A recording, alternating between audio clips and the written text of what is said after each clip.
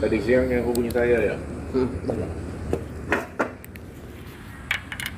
Ada pertanyaannya nggak? Ada pertanyaannya nggak? Ada? Ada kan? Gimana? Kita mulai? Coba lah Pak. Bisa Pak. Kalau nggak apa yang buka? Coba aku buka.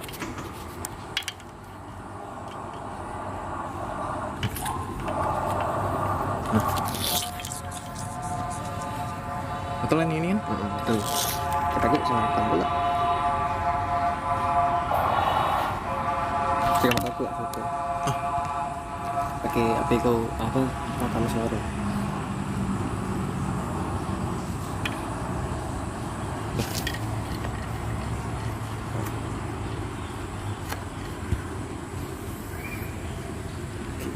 Ini buka rekaman suara nih. Udah. Udah. Udah tuh. Udah. Oke, bisa dimulai Pak. Ya. Vihara ini termasuk sekte apa Pak? Alirannya. Alirannya itu Nichiren Shoshu. Coba dijelaskan Pak alirannya. Nichiren Shoshu ini adalah aliran atau sekte Buddha yang berkembang ya, atau berdiri di Jepang pada tahun 1222. Nah, jadi ini masa yang berbeda dengan Buddha Gautama yang di India, di mana itu 500 tahun sebelum Masehi atau 2568 tahun sebelum dari sekarang. Berarti dia ikutnya itu ala-ala Jepang gitu ya? Bukan, ini adalah perkembangan ya dari India. Pendiri agama Buddha itu kan adalah Buddha Gautama ya, atau Pangeran Siddhartha Gautama. Jadi setelah Buddha Gautama moksa, jadi aliran Buddha ini berkembang ataupun menyebar luas keluar dari India kan, lewat jalur utara dan selatan. Nah, yang ke utara itu dia masuk ke Tiongkok, lalu masuk ke Korea dan Jepang. Ya, jadi ketika masuk ke Tiongkok, di sana sudah ada keyakinan atau kepercayaan yang lokal ya, yang memang sudah ada di Tiongkok, yaitu Taoisme sama Konghucu. Nah, begitu Buddhisme masuk, nah, mereka menilai Buddhisme ini, wah bagus ya. Jadi kita terima dan malah digabungkan. Jadi agama Tridharma ya. Tridharma itu Buddha, jadi digabungkan tuh Buddha, Konghucu sama Taoisme. Bentar.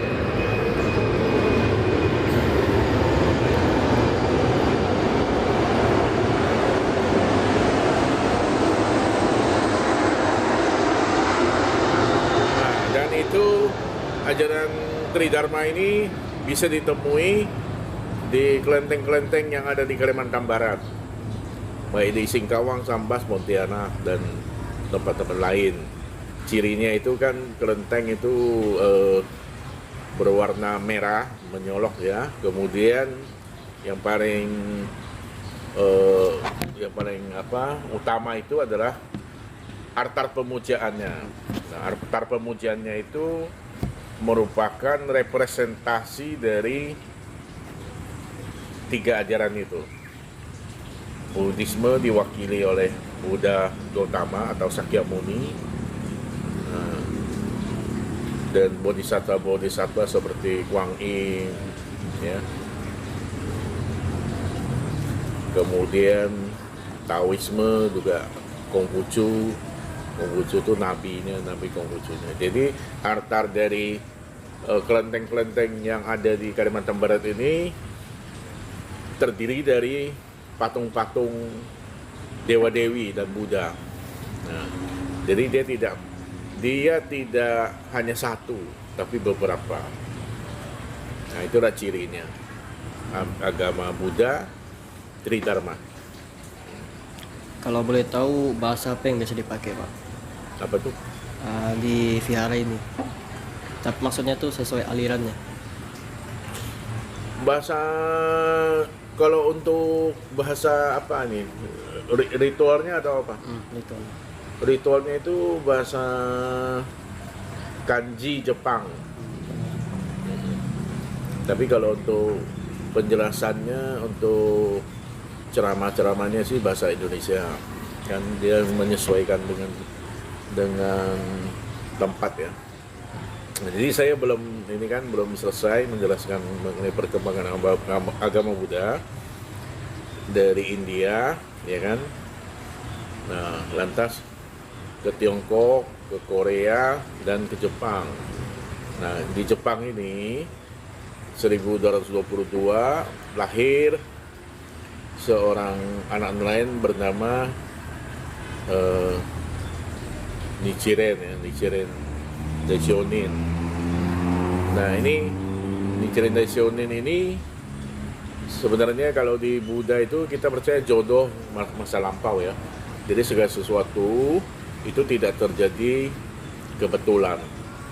Karena manusia itu dia punya 3 dimensi. Dimensi masa lampau, sekarang, dan akan datang. Kalau sekarang ini adalah kelahiran kita sekarang ini di dunia. Nah, tapi kita juga punya masa lampau, punya backgroundnya, latar belakang gitu. Masa lampau ini adalah masa di mana kita belum lahir. Jadi kita menjalani kehidupan yang sebelumnya. Berapa kali? Banyak kali. Bisa ribuan, jutaan mungkin. Kita tidak bisa ingat. Nah, dimensi waktu sekarang ini adalah sekarang ini, kemudian yang akan datang. Nah, akan datang ini setelah kita meninggal ini masih ada lagi kehidupan berikutnya. Jadi dia semacam siklus ya. Reinkarnasi. Ya, semacam reinkarnasi, lahir kembali. Ya, lahir kembali. Jadi di Buddha kita itu tidak ada konsep kita meninggal itu masuk surga atau neraka, tidak ada. Tapi kita setelah meninggal kita akan sesuai dengan perbuatan kita, ya, sesuai dengan karma kita terlahir di mana, sebagai apa, ya kan? Nah, itu ditentukan oleh karma perbuatan. Karma itu perbuatan kita semasa kita hidup. Seperti sekarang ini. Sekarang ini kita hidup, ini menentukan nasib kita ataupun kondisi kita di kehidupan yang akan datang. Sekarang ini ditentukan. Nah, seperti itu. Nah, jadi Buddha Nichiren Daishonin ini 12 tahun sudah memutuskan ya untuk masuk ke kuil Buddha di Jepang waktu itu. Karena apa? Karena ajaran dari Buddha Gautama itu semakin kabur. Kan setelah berapa ya? 1222 dengan 2600 ya kurang lebih ribuan tahun juga ya setelah Buddha Gautama moksa. Ajaran Buddha itu semakin tidak sesuai dengan harapan dan keinginan dari Buddha Gautama. Jadi Buddha Nichiren Daishonin ini dalam kelahiran di Jepang itu punya misi mengembalikan maksud dan tujuan dari Buddha Gautama yang di India itu, tentang bagaimana menegakkan ajaran Buddha Gautama yang benar sesuai dengan koridornya gitu ya. Nah, jadi 12 tahun Buddha Nichiren Daishonin itu masuk ke kuil mempelajari kembali salinan-salinan kitab-kitab dari peninggalan dari Buddha Gautama itu. Sampai beliau benar-benar meyakini bisa istilahnya itu mendapatkan maksud dan tujuan, memahami maksud dan tujuan dari Buddha Gautama itu. Nah, jadi dari situ, nah Buddha di sini menegakkan apa? Untuk lebih mempermudah ya manusia untuk memahami dan melaksanakan ajaran Buddha itu. Jadi harus ada mantra yang disebut, sutra yang dibaca.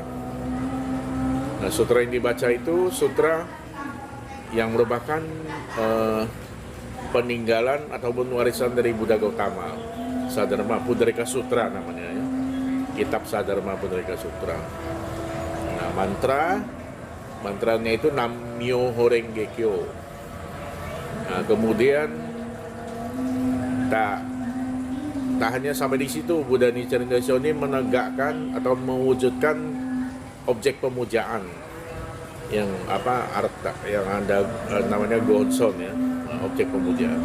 Itu untuk ditinggalkan ataupun diwariskan kepada manusia-manusia selanjutnya pada masa itu dan seterusnya, supaya untuk mempermudah ya cara memahami, menghayati ajaran Buddha dan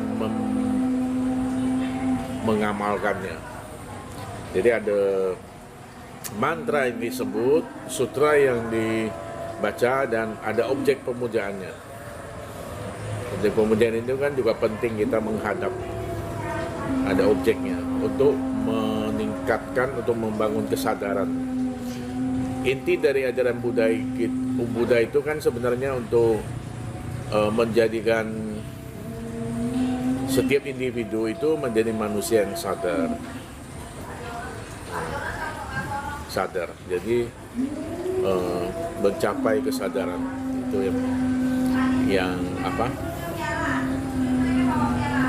melalui bimbingan, panduan dari ajaran-ajaran dari Buddha Gautama maupun Buddha Nichiren Daisho itu adalah supaya kita manusia ini mampu ya mencapai kesadaran. Kesadaran itu sangat penting. Manakala kesadaran itu adalah bagaimana kita memahami, kita bisa membedakan mana yang benar, mana yang tidak benar, ya. Kita mencapai kesadaran tentang bagaimana menjadi seorang manusia. Nah, yang paling penting itu adalah kita jangan berbuat jahat, kita jangan menyebabkan orang lain itu hidupnya susah atau menderita, karena itu sebuah perbuatan ataupun karma yang buruk yang akan kita pertanggungjawabkan bukan kepada siapa-siapa tapi kepada diri kita sendiri. Nah, jadi Buddha itu, konsep Buddha itu adalah Buddha bukan seorang nabi ataupun yang menciptakan, bukan. Buddha itu adalah orang yang menemukan, yang menyadari hakikat hukum alam semesta ini. Jadi kan kita hidup di alam semesta, di dunia, di bumi ini ada mekanismenya, ada hukumnya. Nah, kalau secara umum ya, ilmuwan itu memahami itu adalah hukum alam semesta. Nah, seorang Buddha itu juga sama, memahami dan menyadari hukum alam semesta ini bekerja sesuai dengan prinsip kausalitas, sebab dan akibat. Tapi bukan hanya itu saja, ada 12 jenis hukum sebab akibat, hukum alam semesta. Ada 12 kalau dipelajari itu. Nah, hukum sebab akibat itu salah satu dari 12 itu. Nah, jadi ini hukum alam semesta inilah yang mengatur kehidupan manusia beserta seluruh makhluk hidupnya. Siapa yang menciptakan? Tidak ada penciptaan. Nah, di Buddha itu tidak tidak ada konsep penciptaan. Tidak ada konsep penciptaan. Jadi oleh sebab itu di Buddha itu prinsipnya itu adalah nasib di tangan kita masing-masing, tidak ditentukan oleh yang di atas. Kalau misalnya penciptaan, tentu yang diciptakan itu tergantung sama penciptanya. Nah, penciptanya itu bisa menentukan kamu hidup seperti apa, nasib kamu seperti apa, kamu akan mengalami penderitaan, kamu akan mengalami musibah, atau itu tidak ada di Buddha. Jadi kita di Buddha itu kita masing-masing itu bertanggung jawab terhadap nasib kita. Nasib kita ditentukan oleh karma baik atau buruk ya yang sudah kita lakukan. Karma buruk itu akan menumpuk dalam gudang karma kita. Tidak kelihatan. Tapi itu tidak akan keliru, tidak akan hilang. Apa yang kita lakukan, baik diketahui atau tidak diketahui, itu semuanya terekam di dalam gudang karma kita. Nah, sangat canggih. Jadi tidak ada yang mencatat, tidak ada, tapi terekam langsung. Itulah di dalam gudang karma kita masing-masing. Nah, kira-kira itu seperti itu, ya. Kita harus memahami dulu konsep antara agama Buddha dengan agama lain yang berdasarkan penciptaan. Nah, itu pasti prinsipnya berbeda.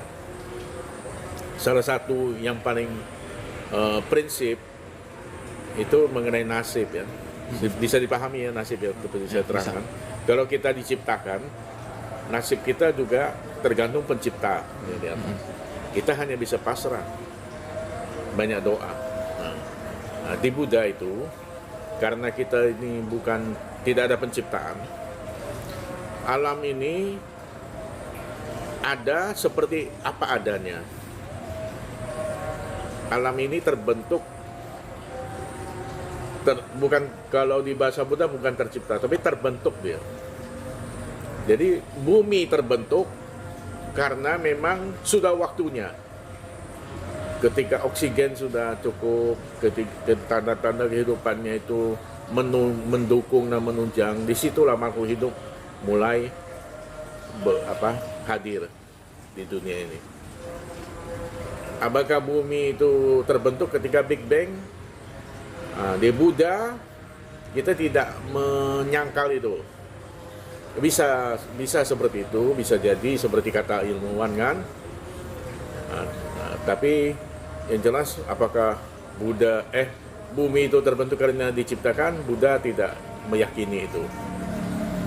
Karena sesuai dengan prinsip hukum sebab dan akibat, hukum alam itu, karena adanya ini maka adanya itu, ya. Saya ambil contoh batu. Kita lihat batu ya, batu di katakanlah di luar gitu ya. Nah, dia kena hujan, kena panas, ya lama-lama tumbuh lumut. Nah, apakah lumut itu diciptakan Tuhan? Kalau yang percaya dengan penciptaan, tentu dia bilang itu ciptaan Tuhan. Tapi kan kita tidak boleh berdebat karena keyakinan masing-masing. Tapi kalau Buddha itu, lumut itu adalah proses alam. Ketika dia kena panas, kena hujan, ya, segala kondisinya itu memungkinkan, akhirnya lumut itu tumbuh begitu saja. Nah, jadi seperti itu memahaminya ya. Sama juga kita gali lubang di tanah, ada air ya, lama-lama ada ikan. Kok ada ikan? Dari mana nih? Siapa yang menciptakannya? Tidak. Di Buddha itu tidak. Itu karena kondisi di lubang itu, di kolam itu, ya, memungkinkan ikan itu hidup. Jadi ada. Dia jadi apa? Ada. Muncul dia. Kira-kira seperti itu. Ada yang mau saya tanyakan soal metode sembahyang yang digunakan itu seperti apa sih? Apakah cuman dengan mengucap mantra saja atau ada aturan-aturan tertentu yang diperlukan? Ya itu tadi seperti saya jelaskan itu kan kalau di aliran Nichiren Shoshu itu kan kita menyebut mantra, membaca sutra. Nah, kalau untuk yang membaca sutra itu ada aturannya. Pagi membacanya 5 kali, kalau sore 3 kali. Kalau aturan menyebut mantra itu bebas. Nah, artinya kalau dari segi waktu, kapan saja bisa kita melakukan penyebutan mantra itu. Nah, tergantung kepada kebutuhan masing-masing. Mau 30 menit, mau 1 jam, mau 2 jam, itu kebutuhan dari masing-masing saja. Jadi di ritual di Buddha itu bukan sebuah kewajiban, tapi dari kebutuhan, bukan kewajiban. Jadi tidak wajib kita seperti di agama lainnya. Tapi kita butuh, maka kita melaksanakan ritual gitu. Kira-kira seperti itu. Lalu untuk sembahyangnya apa memerlukan seperti atribut khusus gitu, atribut tertentu misalnya tasbih? Oh ya, kalau untuk ritual itu tentu kan kita ada perlengkapan altar, ya. Misalnya ada lilin, ada bakar dupa atau hio, nah, kemudian ada daun hijau, kemudian ada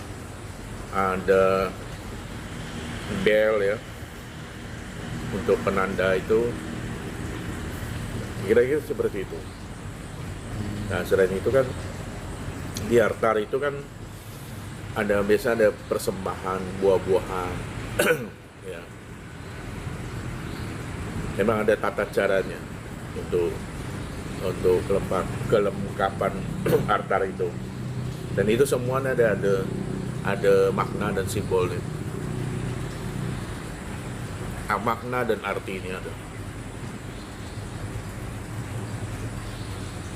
Lalu selain itu apakah ada pantangan untuk umatnya atau untuk pandita? Misalnya kayak vegetarian gitu. Oh tidak, kalau di Buddha khususnya aliran Nichiren Shoshu ini tidak ada pantangan makan. Nah, kalau di aliran lain seperti Maitreya itu mereka pantangannya itu harus makan yang nabati gitu ya, sama sayur mayur, tidak boleh yang hewani. Kalau di sini kita bebas ya. Ada pertanyaan lagi? Udah. Kalau untuk sembahyangnya sendiri apakah wajib di tempat-tempat tertentu, misalnya ada altarnya, atau bebas di mana aja bisa, misalnya dalam kamar tuh? Oh ya, kalau mau melaksanakan sembahyang atau ritual itu tentu yang ideal itu di depan altar pemujaan ya. Nah sekiranya kalau belum ada berarti dalam keadaan darurat ya kita menghadapnya ke arah timur. Tapi kan kita tidak bisa membakar dupa atau hio, tidak bisa menyalakan lilin karena tidak ada altarnya. Iya. Nah, jadi yang ideal memang kita melaksanakan sembahyang ritual itu di depan altar pemujaan. Yang ada objek pemujaannya gonson juga, objek pemujaan. Nggak ada lagi. Yuk.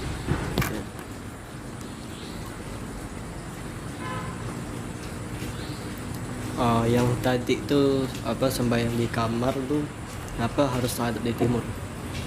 Nah ini kalau timur ini memiliki makna selain memang kiblat ataupun letak dari kuil pusat yang di Jepang itu memang di arah timur ya. Itu juga bermakna bahwa kehidupan kita itu dimulai dari ketika si matahari itu terbit dari arah timur. Jadi kita mempersiapkan diri dan mendoakan.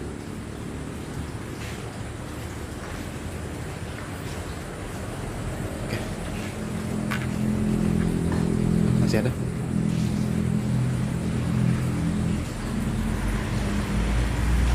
Nggak cukup sih kayaknya. Udah ya? Nggak cukup. Udah Pak, itu Udah. aja Ya. pertanyaan dari kami. Udah cukup semua? Udah cukup. Lengkap Cukup, ya? Pak. Yakin ya? Ya Pak. Ya, ya. Aktif di mana? Di vihara mana? Itu sih belum pernah Pak. Apa? Belum pernah Pak. Oh, belum. Orang asli mana? Apanya? Asli Pontianak ya? Oh, saya tidak tahu. Oh. Jadi memang KTP saja Buddha. Ya, saya Iya. bilang gitu sih. Oh. Tapi belum menentukan ritual ataupun aktif di vihara mana dan belum ada ya.